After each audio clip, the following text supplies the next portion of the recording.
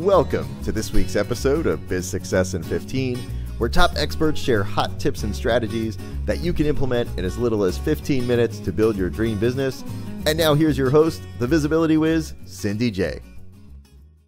Hi, I'm Cindy J, the Visibility Wiz, and welcome to this episode of Biz Success in 15, where top experts share hot tips and strategies that you can implement in 15 minutes or less. Today our guest is Justin Livingston. He is the CEO and co-founder of Lucrative Luminary Training. It's a company that specializes in helping hundreds and hundreds of workshop, retreat, and seminar leaders around the globe. He is an absolute expert in the art and science of ethical selling, marketing, and conscious business building. In fact, he is the go-to resource for the most successful transformational leaders and conscious business owners on the planet. He personally advises people like Callan Rush, Bill Barron, Christian Michelson, Lisa Sasevich, Milana Lashinsky, the Coaches Console founders Melinda Cohan and Kate Steinbacher, and JVX owner Rich Gurman. The list goes on and on. He's also been involved in every single significant online launch in the transformational industry over the past 2 years, totaling more than $10 million in sales in over the past 12 months alone. He's a former MMA fighter and is now nicknamed the Playful Genius. Not only is he truly brilliant, but he has a heart of gold. He is dedicated to fighting for the underdog and leveling the business playing field by helping heart-based entrepreneurs create a successful, lucrative, sustainable business that actually reaches the people they're meant to serve. When you spend only a few minutes with Justin, you'll watch your business transform. Welcome, Justin. It's an honor to have you. Right on. Yeah, thanks. This will be fun. To start with, I'd love it if you could share a personal or business challenge that you had to overcome in order to obtain your level of success. Yeah, I think the biggest one for me may not be a surprise for people once they know that I used to be, my previous career to this was a fighter. I used to get in a cage and fight for a living. So I wasn't always a people person. Let's put it that way. So originally, when I got into sales, like even before owning my own business and that type of thing, I got into sales, and the reason I did it primarily was because I figured it was the only way that I could make money and earn a living for myself and my family. You know, I was looking to get married and all these things. But I needed to make some money outside of my training schedule because I was training full time as a fighter, but not making enough money at it. So I thought, well, shoot, if I get a good, commission type job, I can do that around my schedule, my training schedule. But then shortly into that endeavor, I realized that selling wasn't what I thought it was. I realized that, wow, you have to actually be able to listen and care about what people need and what they want, and right. Things that would sound obvious, but they weren't obvious to me at the time, and I didn't have the capacity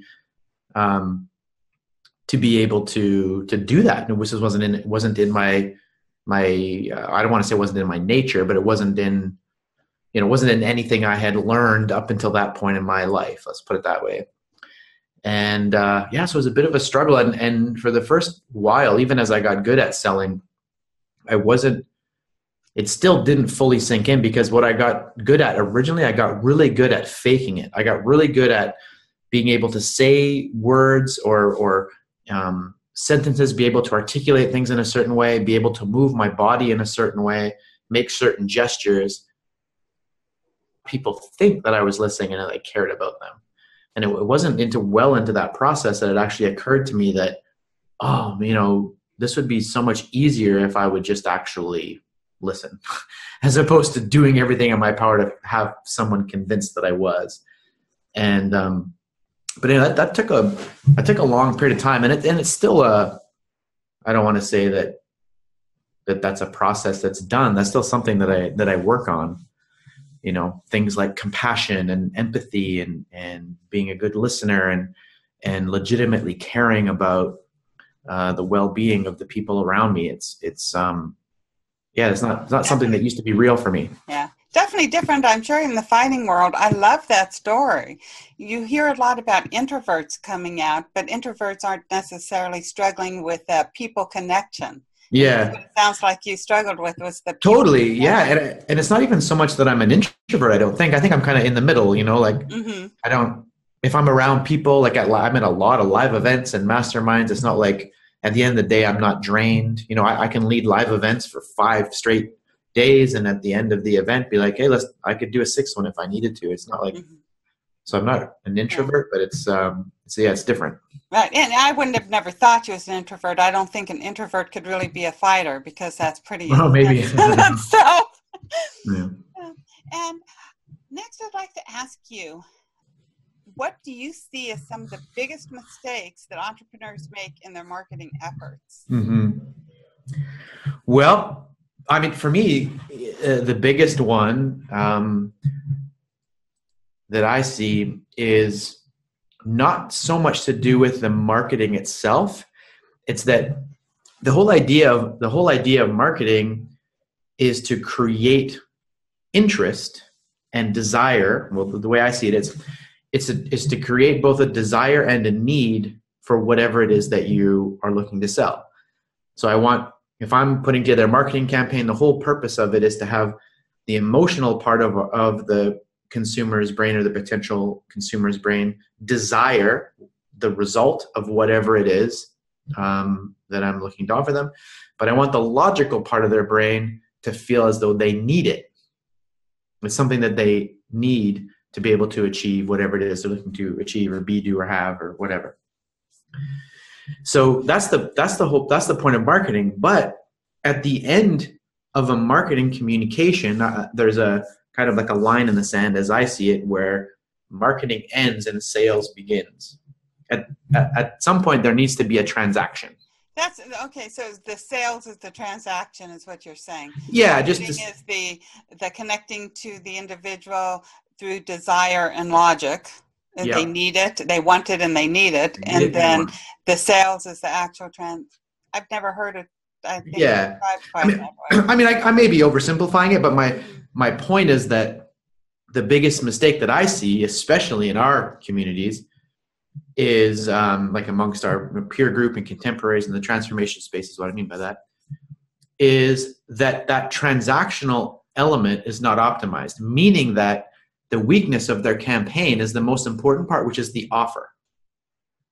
So what is it that you have for the consumer? What are its components? What are its parts? And how much are you charging for it? And it's basically the nuts and bolts of what it is you're offering and how you articulate what it is that you're offering. So it's everything that the marketing leads up to, and then it comes to the precipice. It's like, okay, now's the time to clearly communicate what it is you have to offer and what's the commitment that you're looking for in exchange for that promise. And that's the part that's flawed. People, they just don't, I don't know, it seems like people are really eager to know how to, hey, I want to grow my list or get more opt-ins, or how do I do good videos and how do I write good emails? Like they're eager to learn all of this stuff, yet for whatever reason, they don't put that same time, attention, and investment into learning how to put together a really great offer. And to me, a really good offer, you should be able to articulate what you have in such a way that your ideal client, if all they hear about is what you have that's for sale, you should be able to articulate it in such a way that they would be wanting to buy it, even if they weren't exposed to any of your marketing content. They don't watch any videos. They didn't see anything. They've never heard of you before. You just meet them. It's like you shake their hand. Now, this is assuming, obviously, that they're an ideal client. If it's just some random person, of course, that doesn't make any sense. But if they're an ideal fit, you should be able to articulate what you have in 30 to 60 seconds in such a way that they want it. What I'm hearing you say is a lot of business owners are spending a lot of time on how to do everything rather than the most important thing, which is articulating the offer. Yeah, they're spending all their time trying to figure out how to get people to see their offer, really, when the offer itself doesn't convert. Basically what it boils down to. Right. That's very, very good. So what do you believe is the best marketing strategies? Okay, we have to articulate our offer, so I'm sure that would be in there. But what's the best marketing strategies that coaches need to start taking that are earning less than $50K a year? So if a coach is earning less than $50K, how they want to build up to more than $50K to $100K? Yeah. Wow, goodness. I mean, there's so many different ways. You know, I like to think of it as a couple of things, because to me, you can attract clients online, and you can attract clients offline. Well, now, okay, as we keep evolving and new technologies, of course, those lines are blurring now. It's like everything we do offline can be, you know, with social media, there's so much intersection now. But for coaches, with regards to doing things offline, to me, I think that what's always been the biggest opportunity for coaches and healers and practitioners, I think will continue to be for the next little while anyway, is what I refer to as speaking engagements. I didn't make up that word, obviously, but just means to be able to communicate a message to a group of ideal clients all at the same time in a live event setting that someone else organized. So someone else put in the expense, put in the work, put in all of the time and attention and detail and efforts to get people to congregate somewhere, and that you just get to show up and deliver a message, add value to that group, and then make an offer to that. Now, the offer could be selling something, or it could be an invitation to some further relationship. Of course, there's a lot of different ways that can look. But that's still, to me, I mean, goodness, I mean, in our business, we've been doing that since day one. Heck, I was helping clients do that even before I got into my current business. Right. And that still tends to be the most effective. I think as far as online goes, what I'm seeing, or what I'm predicting for the next, because I don't think over the last little while, nothing beats video. I mean, whether you're doing YouTube, or you're doing, Facebook Lives, or you're putting together product launch formula style online launches, the 3 videos that have that transition. It's been video, and all the different permutations and implementations of video. I'm thinking that over the next little while, that might change. I'm thinking that it might go more towards audio. And that's interesting. Yeah, and my reason for that, there's podcasting and other things. Facebook is starting to get into some of that now. They're going to try to compete with the podcasting space, it looks like. And my rationale for saying that is just because of the ability now for people with their devices and stuff like that to be multitasking all the time, and wanting to, when it comes down to learning something, this concept that's now being called micro learning, I think is only going to get more and more traction, meaning that instant gratification will win the day, meaning that people want to learn smaller, more specific things in a shorter time frame. So instead of saying, hey, take my course that'll teach you how to do this big grandiose thing, people would much rather spend a much shorter amount of time to learn a much less significant thing. Right. I know I interviewed a video gal, and she had stated that she had just read some statistics that video was going to compromise about 80% of viewers, something like that, by the end of 2019. Yeah. But I do see with audio, and I think it depends upon where the person's at. Yeah. If I'm in my car, definitely audio, and I don't like it when I don't have an option to download audio if it's only video, because I listen a lot in my car. But on the other hand, if I'm sitting at my desk, I want to see the video. Yeah, but here's the thing about the sitting at the desk. If we look at the younger generations, are they sitting at a desk ever? No. Do they own computers? No. Like they don't. It's all coming down to what they can do on the move, you know. And that's my not that I necessarily think that, you know, everyone should stop doing video. I'm sure as heck I'm not going to stop doing video. Well, yeah, I know that. But I think audio is going to make a significant play. And then, you know, when it comes to video, you know, you just watch as an entity the idea of Facebook. You know, they don't seem to get very many things wrong, and you know they have a lot of data, and they're able to anticipate things very quickly. And YouTube, same. And with regards to video, it's going to be more and more. It's as far as things in real time, like the idea of a Facebook Live, as opposed to recording a video and posting it. It's already more significant, but I think it's only going to get more and more and more in that realm. So with regards to video, we'll be doing, in the direction I'm choosing to go with our company, we'll be doing a lot more live streams. So broadcasting video live as opposed to recording it. And then as far as recorded footage that's made available in different modalities, we'll be moving more towards audio as opposed to video. And with audio, video, any of it, is still knowing how to articulate that offer and getting the offer into anything you do. Sure. Yeah, for sure. Okay. And can you share a business strategy that our listeners can take in 15 minutes or less to grow their business? Yeah. If I had to do any one thing for 15 minutes a day, I had an obvious answer, but now I'm thinking, you know what, there's a couple other things I can think of. 15 minutes a day. I would do, can I give two? Sure. So one, okay, this was not the one I was previously thinking of. People aren't going to like the one that I say, but I'm going to say it anyway. It's the most important one, I think. But one of the things in 15 minutes a day, I would be looking at ways that I can get into the habit of building an audience. I think that in our market, we've been really focused on building an email list for a long time. And for those of us who have been at this a while, even for people that are newer, they may be realizing that the results that we all collectively get through email have been on a pretty serious decline over the last number of years.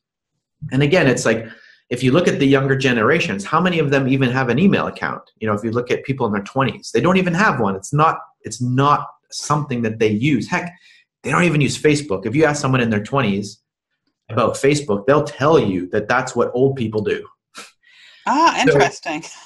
So there's some interesting trends to be looking at. But anyway, one of the significant things I talk about building an audience. Building an audience is how really it's the idea of social media engagement, right? It's like if you have a podcast, you have an audience. It's not a list that you have access to that's in your hands that you can own and do whatever you want with necessarily, but you know, people downloading. It's an audience that technically someone else owns, but you have access to. YouTube channels, the same kind of an idea. In Facebook now, with everything that you do, you can create custom audiences, right? You can create audiences of people that watch your videos or visit your web pages or click on your emails or whatever. You can track all of that. And the hesitation, I think, that some old school people have is that they can't directly access it. Like, you don't own the thing. Facebook owns it. But more and more, that's going to become more powerful. So I would be spending 15 minutes a day building audience somewhere. That's like my second biggest one. My top tip, the one I don't think people will like, spending 15 minutes a day, probably the most significant thing that I do in our business. I probably do it less than 15 minutes a day, but I analyze data. And the thing is that almost no one in our space even collects the data, never mind actually look at what it means. Right. And so 15, it's so fast. You know, I was speaking at Jeff Walker's LaunchCon a few days ago, and I was explaining a premise to them, and I apologize if it's getting a bit dark in here, but anyway. And I asked the audience, I said, well, how many of you have you know, just raise your hand if you've ever been really confused about, you know, what you should track and what's important, what you should be looking at. And with regards to your metrics of a campaign or whatnot. And a bunch of hands go up. I say, okay, good. I'll solve it for you right now. I'll tell you the exact things that you should be tracking with regards to every single campaign that you ever do. Who's ready for that? Who wants to know exactly what's important? Everyone puts up their hand. I said, okay, good. Grab a pen, grab a paper. So people are ready to take a note. I said, from now on with all your campaigns, what I want you to do is to track everything. And then people started laughing or whatever. And I said, look, it's way easier and way faster to just track everything. You'll spend way less energy doing that than all the energy you've spent trying to figure out what to track. It's actually not that big of a deal. So I put together a fictitious campaign. It's like, okay, say you're going to send out some emails and you want people to read it and then click and then go register for a webinar and you're going to make it's a really simple campaign. And then I pointed out, I said, look, if you're going to track all of these metrics and analyze them, you only need to be able to do two things. First thing is you need to know how to count. How many of you know how to count? So people put their hand up. Okay, great. And I said, all you do is you take each step of the campaign, you just count how many times that occurred. So first thing you're doing is send a bunch of email. Okay, how many people did you send the email to? Okay, great. Now how many people opened it? Good. How many people clicked on the link? Okay, great. So after they clicked, they went to a registration page. Okay, great. How many people registered? How many people showed up? How many people stayed to the offer? How many people bought? And go further than that. How many people asked for a refund, or how many people canceled, or whatever, and down the line it goes. And so I just, I said, well, so how difficult is any of this? It's actually really easy. All you need to do is just put in the number. I said, the second thing that you need to do is between each of those subsequent counts, all you need to do is to determine the ratio between the two. So you need to be able to divide. And I said, and you don't even need to know how to divide because you can just put it into a spreadsheet, let the spreadsheet do. So you don't even need to know how to do that. All you need to know is how many people you sent it to, how many people opened. You divide the open by the sends, that's your open rate. How many people clicked? Okay, you divide that number by the people that opened, that's your click-through rate. How many people registered? You divide that by the number of people that clicked, that's your registration rate, and so on and so on and so on. And then, so all I do, now we have systems on my team and stuff like that. I don't even track the data anymore, but it gets given to me. And what I spend less than 15 minutes a day doing that has us making millions and millions of dollars a year is I just simply look at the numbers and I look at those ratios and I just determine which of these ratios do I think, it's just an educated guess, which of those ratios do I think I can improve the most with the least amount of time and effort? And whichever one I come up with, well, then that's where I get the team to focus. And I say, hey, the click-through rates of our emails are, down to 8%. I think they should be at 11%.